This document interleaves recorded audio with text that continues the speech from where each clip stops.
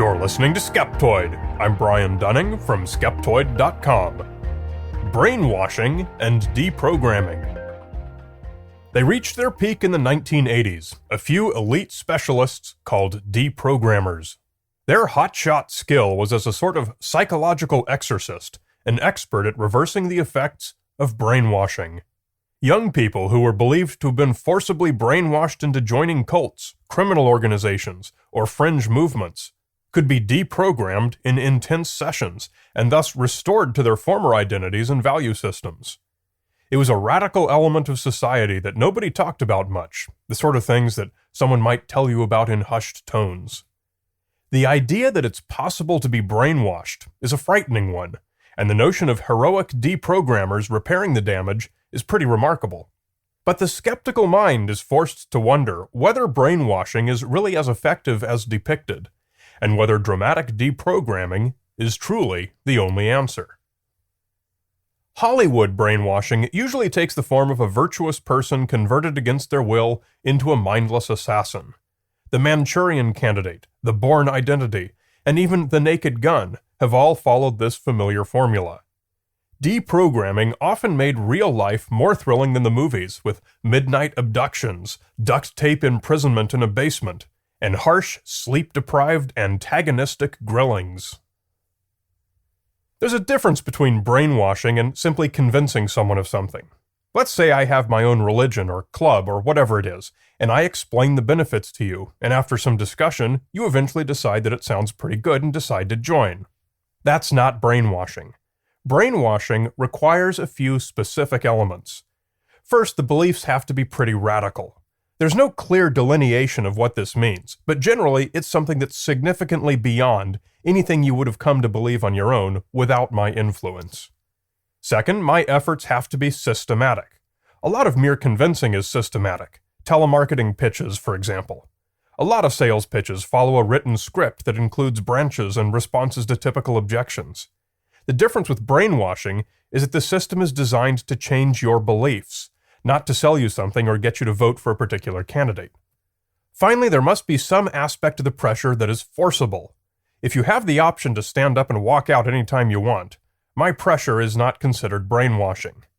The definition requires me to apply some kind of pressure that eliminates your free will to leave my sphere of influence.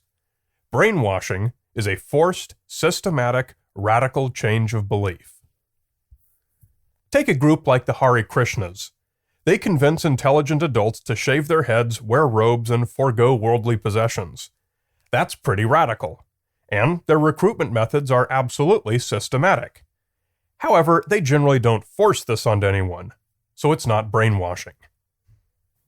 Scientology is well known for its highly structured, methodical, and relentless recruitment. But for ordinary members, the beliefs they advocate are not at all radical, little different from Oprah-esque self-help Kool-Aid. Their bizarre space opera beliefs are kept from new members. It's not until you're already in and approach the cult within a cult, the Sea Org, that their recruitment qualifies as true brainwashing. The Sea Org is notorious for confining and isolating new members, imposing the uniforms and cutting off ties to family and friends. Radical, systematic, and forced. Patty Hearst is one of the most famous cases of brainwashing. A wealthy heiress, she claimed to have been kidnapped by a group of young political radicals calling themselves the Symbionese Liberation Army, with whom she later committed a number of bank robberies and killings. She was convicted of bank robbery despite her defense that she had been a victim of the Stockholm Syndrome, where hostages develop sympathy for their captors and tend to support them. But on the theory that she was not responsible because her indoctrination into the group did indeed qualify as brainwashing, her sentence was commuted by President Jimmy Carter, and later she was pardoned by President Bill Clinton. Brainwashing has also been practiced in wartime, most infamously by the Chinese upon American POWs during the Korean War. Their goal was to convert the prisoners into spokesmen for communism. This was done in 3 basic steps, all under great physical duress and exhaustion. First was to break down the prisoner's sense of self, eventually getting him to admit that he's not a killer, he's not here to hurt people, and that it was wrong for him to come to Korea as a soldier. Finally, his identity was in crisis. The second step was to offer him the possibility of salvation, along with some small gift like his first drink of water in days. He need only reject his former beliefs. The third phase was to rebuild the new self, with growing rewards as he embraced each new aspect of his good new identity. This was brainwashing at its most pure, radical, systematic, and forced. After the war, knowledge of this brainwashing process reached the pop culture consciousness. Over the next few decades, through hippie culture and New Age, cults began popping up more visibly than ever before, and a lot of young people experimented with them. This new idea of brainwashing was the first explanation that many parents reached for. My baby would never join that strange cult. He must have been brainwashed. And when there's a need, the market is quick to provide a solution. Deprogrammers appeared on the scene, presenting themselves as hired gun intervention superheroes, sometimes charging tens of thousands of dollars. They promised to reverse engineer the brainwashing and restore the former identity. The pioneer was Ted Patrick, whose own son was, as he described it, psychologically kidnapped by a cult. He was a lifelong activist who, when faced with this new threat, boldly created the whole subculture of deprogramming. He was hired hundreds of times by aggrieved parents. Patrick's methods began with a kidnapping, followed by physical restraint and forced counseling. Like Patrick, many deprogrammers did not have any formal counseling credentials, and so the process itself had much more in common with the Chinese brainwashing than it had with any legitimate psychotherapy.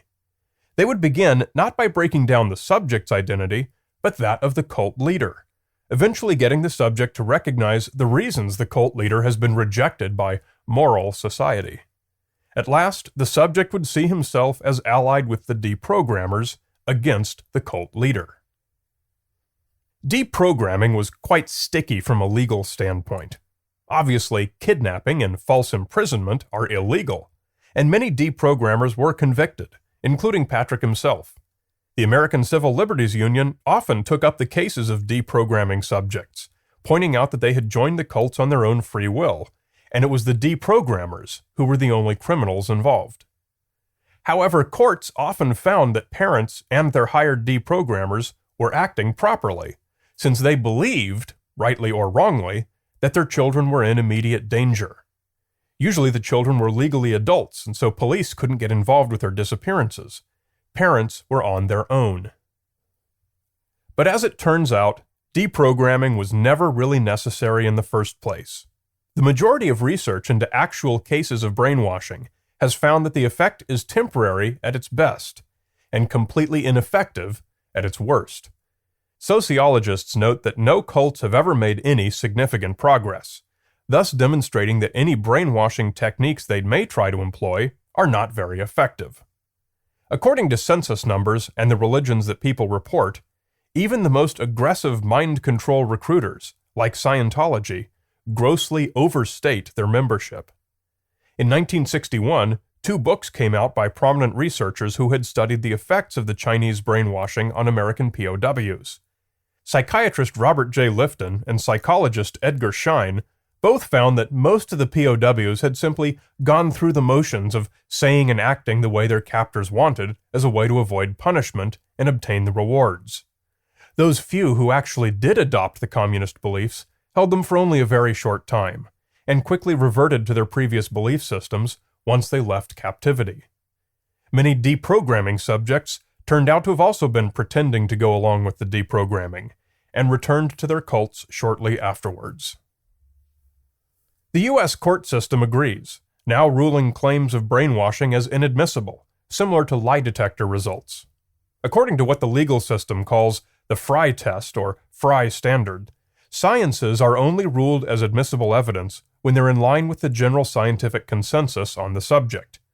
In the case of brainwashing, this consensus comes from the American Psychological Association, which in 1987 withdrew a report they'd commissioned called the APA Task Force on Deceptive and Indirect Techniques of Persuasion and Control. Their withdrawal was based on the finding that the existence of brainwashing was not based on scientific and methodological rigor. They didn't say that it doesn't exist. They said there is insufficient evidence to conclude that it does. Consequently, when convicted Beltway sniper Lee Boyd Malvo tried the insanity by brainwashing defense in 2003, it didn't work. He would have had to prove that he'd been sufficiently dissociated from what he was doing that he had no conscious intention of killing the victims at the time he pulled the trigger. Malvo had undoubtedly been encouraged and indoctrinated by his fellow sniper, the older John Allen Muhammad, but the court found that his actions could not be excused.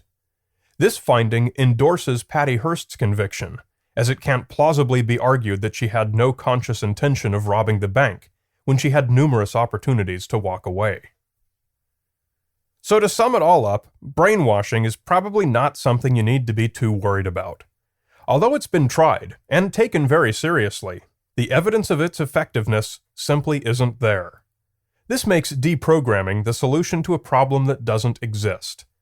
Deprogramming is really just brainwashing under another name, and equally ineffective. Their midnight abductions may have been spectacular, but when you consider that their subjects were just ordinary young people who had made conscious decisions to try some new far-out lifestyle, the value of understanding the real science becomes clear. Of brainwashing and deprogramming, you should always be skeptical. You're listening to Skeptoid, a listener-supported program. I'm Brian Dunning from Skeptoid.com.